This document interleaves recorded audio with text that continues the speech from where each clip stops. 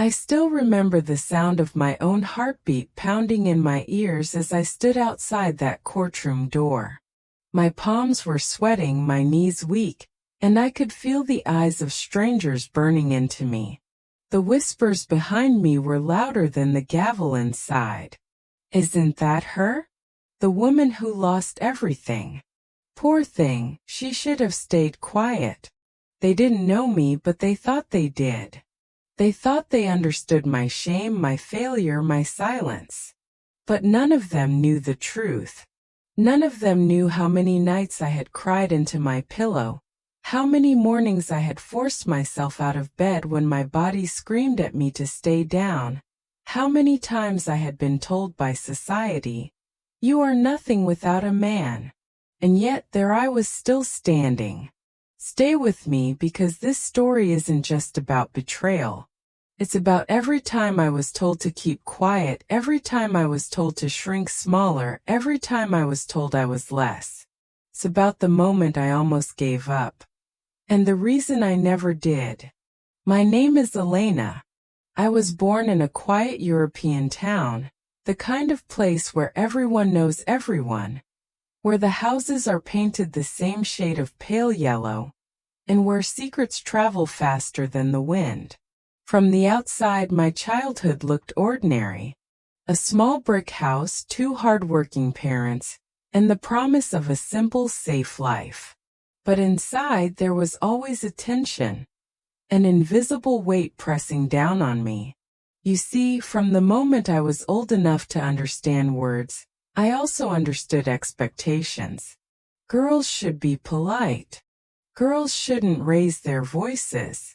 Girls don't need big dreams, just a good husband. That was the rhythm of my childhood. Those phrases weren't spoken as advice. They were carved into me like commandments. I remember one afternoon when I was 9 years old. My teacher had asked us to write an essay about what we wanted to be when we grew up. While other girls scribbled about being mothers or teachers, I wrote boldly at the top of my paper, "I want to be a lawyer." I wanted to stand in courtrooms, argue cases, fight for justice. Even as a little girl, I felt the fire of wanting more. But when my teacher read my essay, she shook her head. "Elena," she said softly, "that's not a dream for a girl like you. Why don't you choose something simpler?" Simpler. That word followed me for years. I walked home that day with my essay crumpled in my fist, shame stinging my cheeks. When I showed it to my mother, she sighed. "You'll only get yourself hurt, Elena. Dreams like that, they don't belong to us." And so I learned to fold my dreams small and tuck them away like fragile paper birds. By the time I was 16, I had become an expert at pretending. I smiled when I was expected to smile.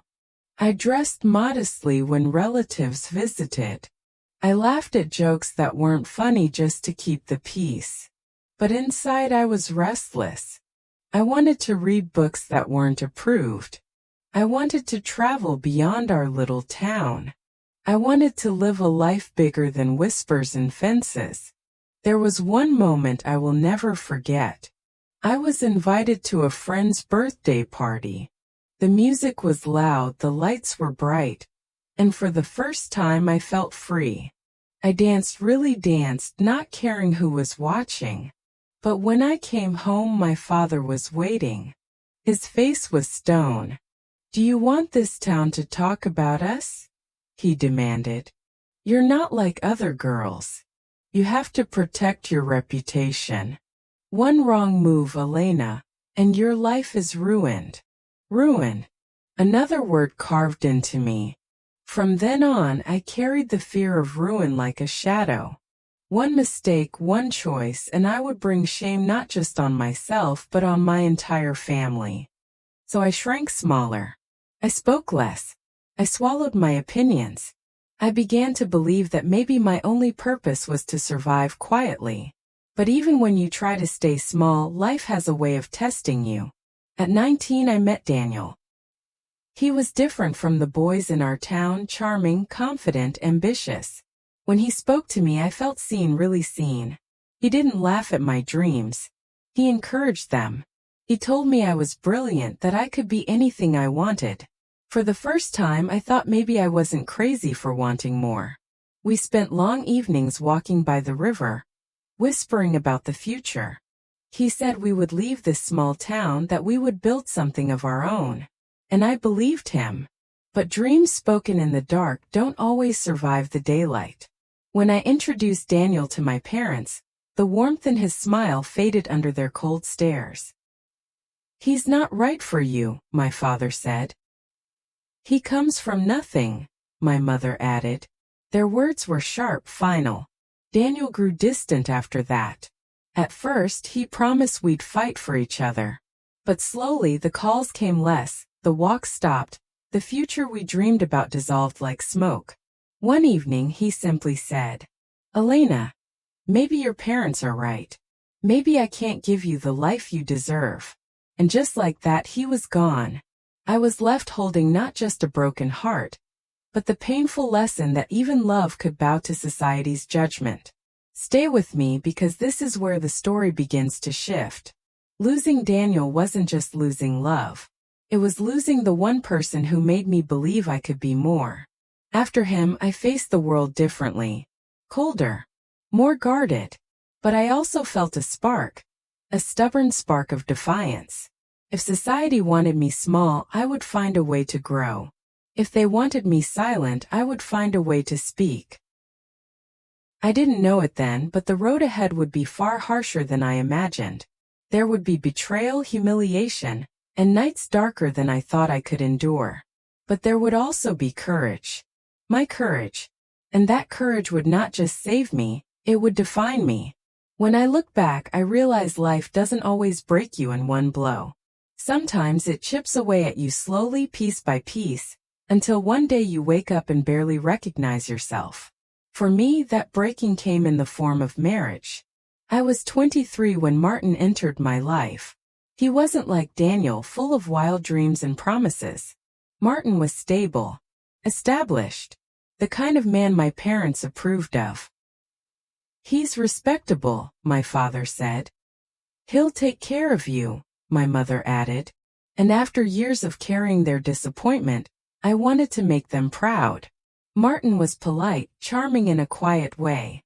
He owned a small business, had a steady income, and came from a family with a good reputation in our town. On paper, he was perfect. But love doesn't live on paper.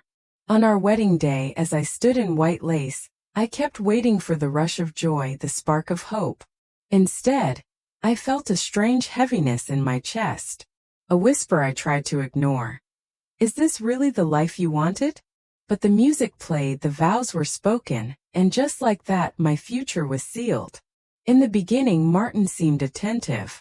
He asked about my day, brought me flowers, held my hand at family dinners. To the outside world, we looked like a perfect couple. But behind closed doors, things were different. Martin had expectations. Not the kind you negotiate, but the kind you obey. Dinner should be ready when I come home. A wife doesn't question her husband's choices. You don't need to worry about money. Just trust me.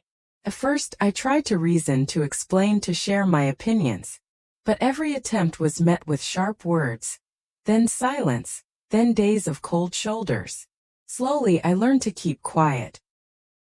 I became a master of swallowing my thoughts, of keeping my face neutral even when my heart screamed, of pretending everything was fine so no one would see the cracks.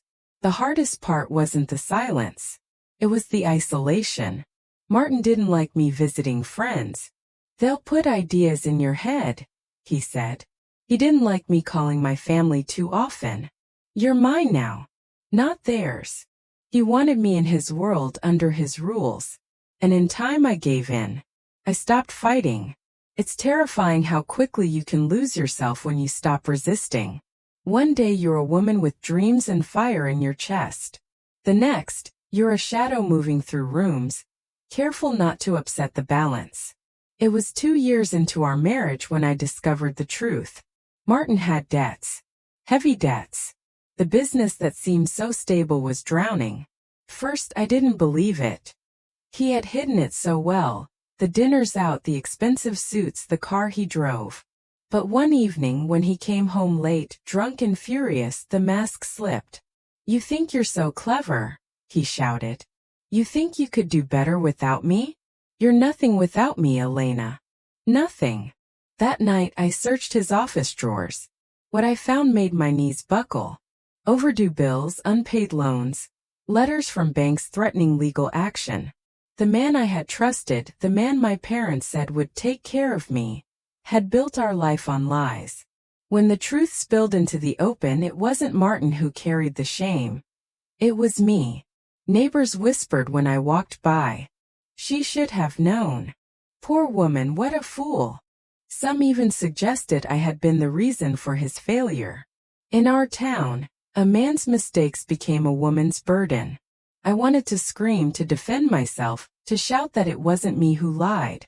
But the weight of their judgment crushed my voice. One winter night, Martin came home later than usual. His eyes were wild, his words slurred. "They're coming for me," he muttered. "The banks, the collectors, everyone." And then, as if it were nothing, he added, "You'll fix it, Elena. You'll figure something out. That's what wives are for." That night, I sat alone at the kitchen table long after he had passed out. The house was silent, but my mind was loud. I thought about the little girl who wanted to be a lawyer, the teenager who wanted to dance freely, the young woman who believed love could defy society. Where had she gone? I was just a shell now, a woman defined by silence, carrying burdens that weren't mine, drowning in shame that wasn't mine to bear. And for the first time I thought about ending it all. I don't say this lightly. That night, as snow fell quietly outside, I felt the weight of despair pressing so hard on my chest I couldn't breathe. I wondered if disappearing would be easier, for me, for everyone. But then, I remembered something. It was a memory. Small but powerful. I remember being 9 years old, holding that crumpled essay about wanting to be a lawyer. I remembered how my teacher told me it wasn't a dream for a girl like me. And I remembered the fire that burned in my chest that day. That fire had dimmed over the years, smothered by rules, by shame, by betrayal. But it hadn't died. It was still there, waiting. And in that moment I realized something. If I could survive this pain, this humiliation, this betrayal, this silence, then maybe, just maybe, I could survive anything. I didn't know how yet. I didn't know where to start. But I knew one thing with absolute clarity. I would not let this be the end of my story. Stay with me, because the road ahead was not easy. Society wasn't done with me. Martin wasn't done with me. Life wasn't done testing me. But what came next would not just break me, it would force me to rebuild. And in that rebuilding, I would discover a kind of courage I never knew I had. The morning after that breaking night, I woke up different. My eyes were swollen from tears, my body heavy with exhaustion.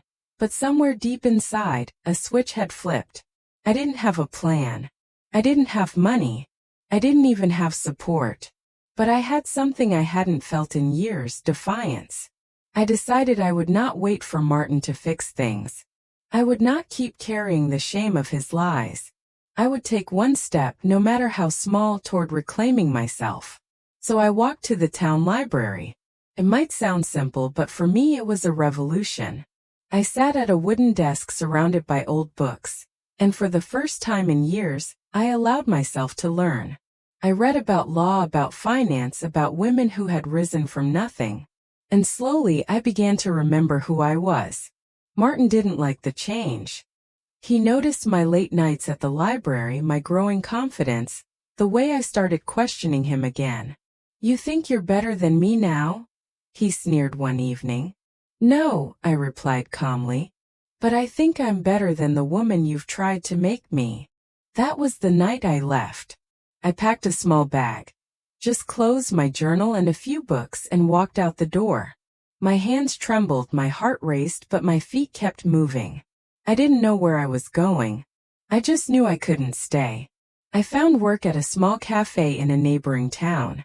It was humble, exhausting, and the pay was barely enough to cover rent for a single room. But it was mine. My work. My freedom. The first time I earned my own paycheck, I held it in my hands like it was gold. It wasn't much, but it was proof. I could survive on my own. At night, after long shifts, I continued studying. Law books, self-help, stories of resilience. I fed my mind with courage the way others fed their bodies with food. Of course, the whispers followed me. She left her husband. She couldn't make her marriage work. She's alone now, what a shame. But this time the words didn't sink into me. They bounced off like arrows hitting armor. I began to understand something profound. Society will always talk. They will always find something to shame you for.